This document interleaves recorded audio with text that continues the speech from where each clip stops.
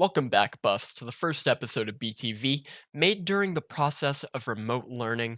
My name is Xander O'Neill, and we are glad to be back. Today, we will be discussing the challenges brought about by COVID 19 at the start of the school year. Learning from the comfort of our homes, even if we get to lay in bed in our PJs all day, hasn't been easy for students or staff, having to sit in front of a screen for 7 hours a day instead of in a classroom. Reporter Mariam Al Nasri goes a little more in depth on how people are feeling about the school year so far. Ever since school started online, staff, students, and families have had to adjust to this new normal. Some have been enjoying the new changes while others have not. Teachers and staff have a lot on their minds about how they are adjusting to teaching In-person online. learning, educators have the opportunity to guide students maybe a little bit better and kind of observe and determine student needs probably a little more efficiently. Teachers have had to change the way they teach. Since some classes are more hands on, Mr. Andrews explains what he has been doing to show his engineering classes. So I did get the GoPro, and what was it last week? I went over and filmed a couple of videos at WSU Tech on some items that they have. One was a working jet engine, and how that stuff looks. And what I found is it was really easy to concentrate on that object and then have the commentary in the background where you can hear me talking about what's going on, but you can actually see what's transpiring in the part we're looking at. Students have a lot to say about how they have been feeling from after school activities being canceled to academics. Families have also been struggling to keep up with their kids while balancing work. It's impacting after school activities because, well, one, COVID, so not everyone could be together. Like if you're playing a sport or something, like, when I play tennis, I'm sure I'm going to have to be socially distanced from people. And, it won't feel the same as it did, in prior years. I actually really like online school. It's a lot more safer than being with everyone. And for some reason, it's just easier for me. I don't know. It just seems easier, get to wake up later, not waking up super early. For BTV, I'm Mariam Al Nasri. Thanks, Mariam.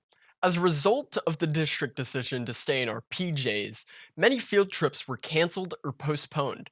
Reporter Xander Shaw takes a look as to what will be done about these trips. Trips that were canceled for us since the COVID-19 pandemic started.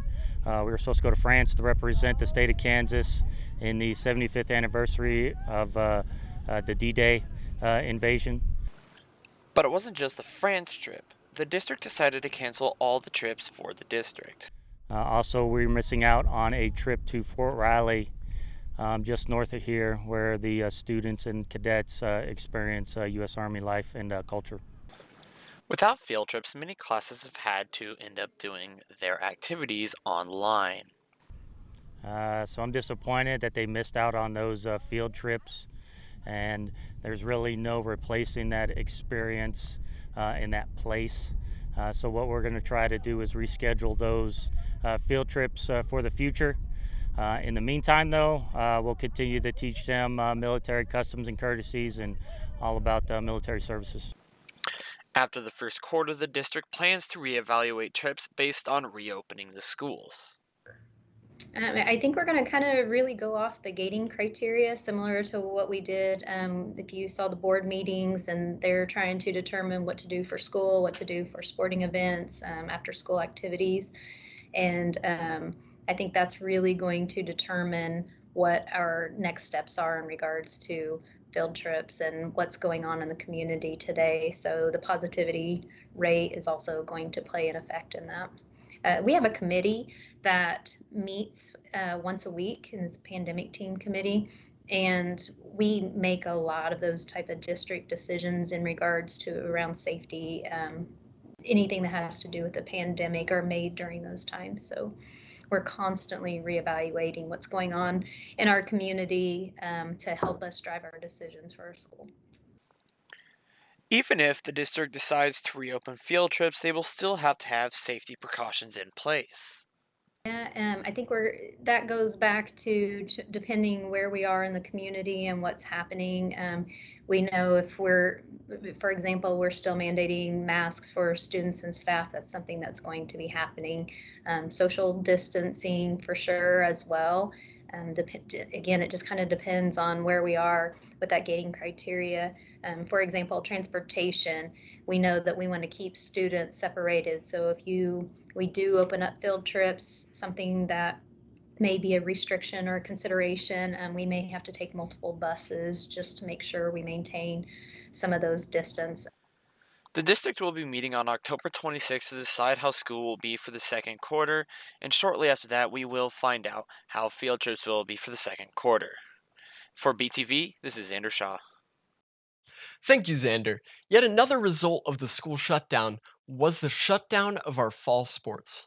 Well, at least we thought, until the district decided to bring our sports back to our hardworking athletes. Donovan Powell shares the story of these athletes who thought their season wouldn't even happen due to coronavirus.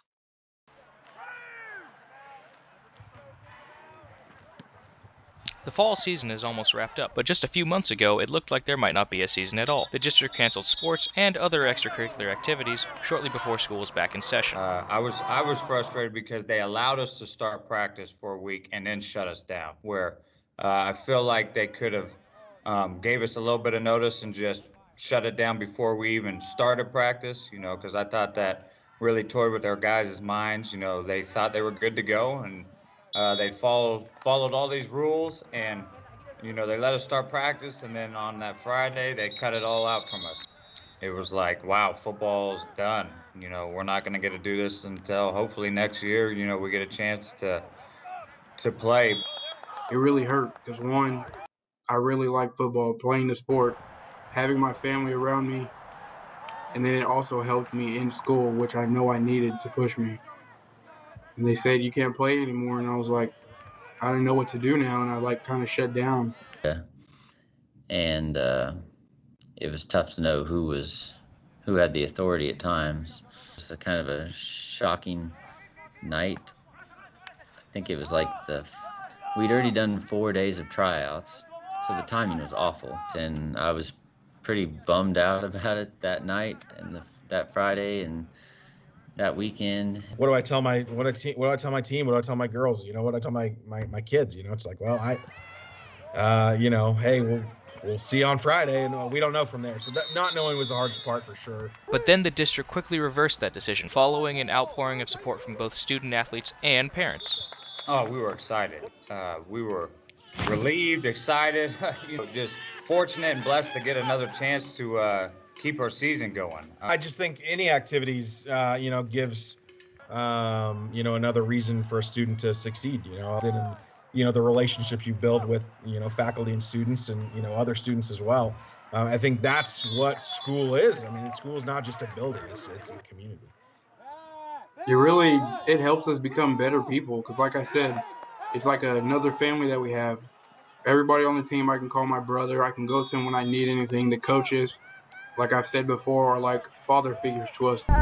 Cross country, I've been doing it since 7th grade, so it's something that I'm used to and something that I enjoy. It's a big part of my day and a part of my life, really. And I love the people. I love coming here, and I love being with my friends and pushing myself every day and seeing them get better and me get better. And after spring sports were called off, some were concerned that fall sports would be canceled as well. And most of us were at home, because it was spring break, and we heard, over the phone or on TV or whatever that, we wouldn't be returning. It was canceled. So we were left with a big, I didn't think we had great closure, for a long time. Still I'd never quite accepted the fact that we'd lost our spring track season. That was kind of depressing. So this was just another bad sign. We suffer so many disappointments. Since in the spring sports were canceled, some athletes have tried out for fall sports to keep them in shape. Oh yeah, mentally it affects a lot, especially since track was gone. I know it was kind of devastating for me, but I still kept on pushing, especially when I'm a senior and I'm trying to fight for a scholarship opportunity. A decision has still not been reached regarding winter sports. For BTV, I'm Donovan Powell. Thanks, Donovan. Good luck to our athletes on the rest of their season. Now, let's see what we may have missed had sports been canceled.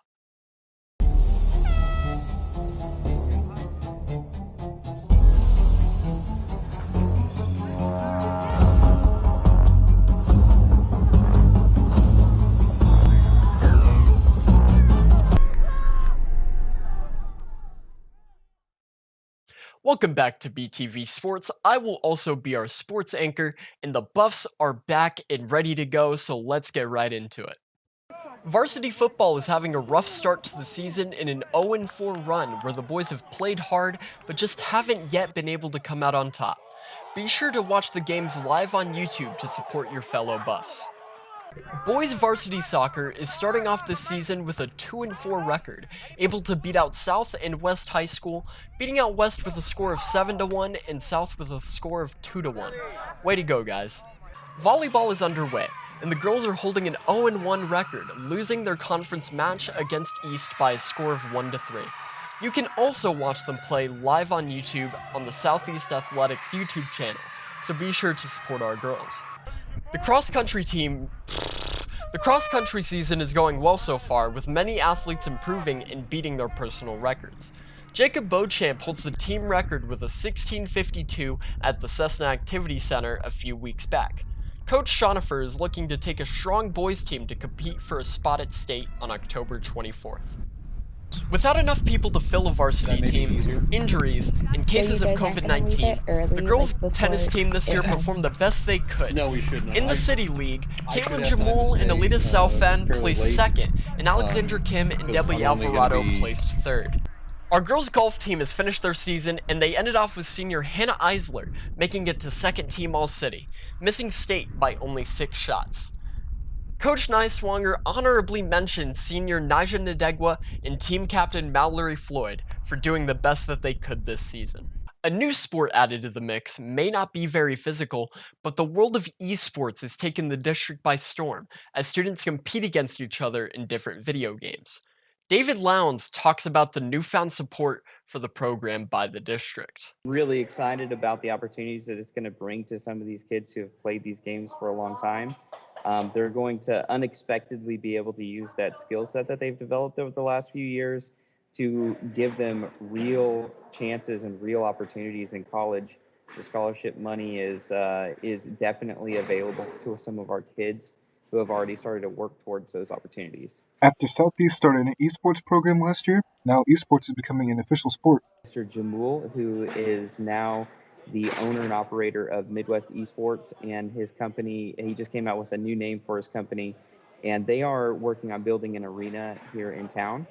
We also have the district, who is going to allow us access to one of their downtown buildings for an esports arena for just the high schools to compete in local tournaments and in tournaments where just our team's going to show up with our fan base, and we will be playing teams all across the United States, potentially across the world. Funding from the district has allowed the esports team to access better equipment. New computers would mean everything to us, as some people from home don't have the best quality PCs or equipment to play with, and sometimes it doesn't show their true potential and how they actually play. Since the team's performance from last year coming in second in nationals, they are now ready to dominate the season. I really like being a part of this team. I get to proudly say that I was one of the first few to join this team, and something I can just live on as a legacy.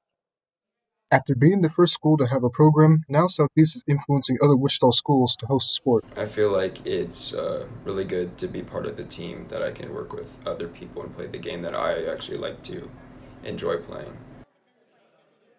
Since last year, Southeast has had a few new additions to their staff. Donovan held a Q&A with some of these staff members to see how they feel under such odd circumstances their first year at Southeast. Hello, I'm Donovan Powell, and today we're sitting down with Travis Rogers, one of the new assistant principals here at Southeast High School. And today we're going to get to learn a little bit more about him. Mr. Rogers, how long have you been in the district? Let's start off nice and easy. Okay, yeah, that's a great first first question. This is actually my first year back in the district. I started teaching in 2007 at South High School. I was a PE teacher down there for 7 years. I was able to coach several things as far as assistant football, assistant basketball. I was the head golf coach there for a while, and so had a real good experience at South High. And then I was an assistant principal at West High School for 4 years. And so this is my 14th total year, but this is my 12th year in 259. So the last 2 years when I left the school district, I went up north about an hour to Marion, Kansas. And I was the head principal up there. It's a small 2A school. Really a great experience, great people up there. Really wanted to try out the small town. So I had good experience in Wichita, but then I wanted to try out the small town as well. I had envisioned of maybe being a small town superintendent, and so I didn't know how that looked, going as an assistant principal from West High to a small town superintendent. So I wanted to definitely see if I liked it or not. And so basically, it was a great experience, but I really missed 259. I really missed the networking, the kids, the teachers, the support that we have here. And so basically went through that process again, just like I did, going to West High in 2014 as a first year AP. Once you leave the district, you come back and, you got to go through the interview process and, have to meet with certain people from AMAC. And so went and did all that and then got the call that I'll be coming to Southeast. And I was very excited to get that phone call. How has it been this year without any students in the actual building? It's been pretty crazy. I mean, because you add in, mask, you add in, the safety protocols that we have now, and then you put that to a new building. So I'm trying to get to know a staff of almost 200. And then you have the mask, so you have over half of their face covered up, which I'm not complaining about that. I mean, we definitely want to be safe. And then, now we're going to events. I've attended a couple of our football games already, and, I'm seeing kids come in for practices and stuff after school. And, it is a challenge not knowing any of the kids because I love getting to know students and I love getting to know their faces and their families and all that. And so it's been a challenge, but it's been a good challenge. I think the staff here has been great. Mr. Mitchell, who is the head principal, which I know you'll probably meet. Sorry about that. That you'll probably meet at some point. Put me or task me with new staff orientation. So it's really nice to get to know and be a part of that because before we even started, I was able to meet like 25 new staff that was also new to Southeast as well. So it's been a different year, but it's been a good start. And I'm very excited about the chance, whenever we get that for students to come back. Oh yeah, most definitely. I for one am looking forward to getting back in the building myself when that eventually happens. Yep. Well, that's all of our questions for now. Thank you for watching this segment, this very first segment of Q&As with our new administrators. And we'll go back to the studio with Xander O'Neill. Even with the coronavirus going around the world, for some, the show must go on. The construction workers at the school have been working hard to get the stadium that we've been waiting for up and built. Let's take a look. We caught up with the head of construction and talked to him about the progress of the stadium. And every day the stadium is looking closer and closer to being done, and Buff Nation is ready to sit in their own bleachers for the 2021 season. As of right now, is what they're doing is they're putting the seating on this side. The lower section will look just like the visitor side, which that one's done over there. That's all, the structure's complete.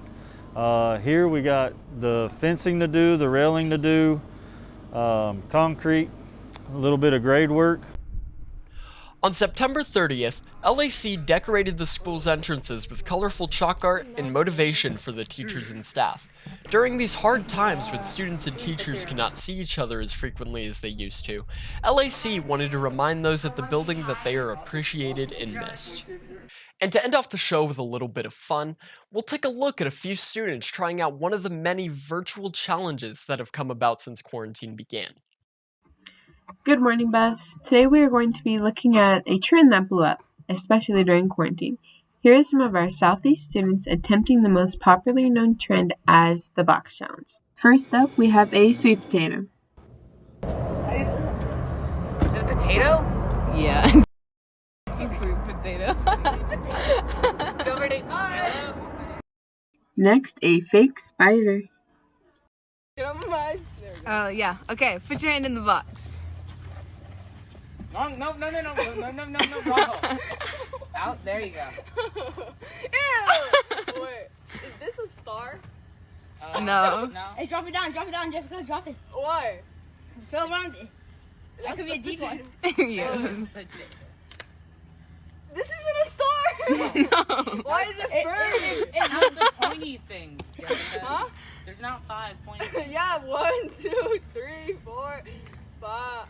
Oh, is this a Christmas ornament? No. It's a spider! For the last item, we have Jello. Yeah! Is that squishy? Jessica. It's a human heart. Is that Jello? Yeah. That's disgusting. Can I eat it? What flavor is it? For BTV, this is Alasia Robinson.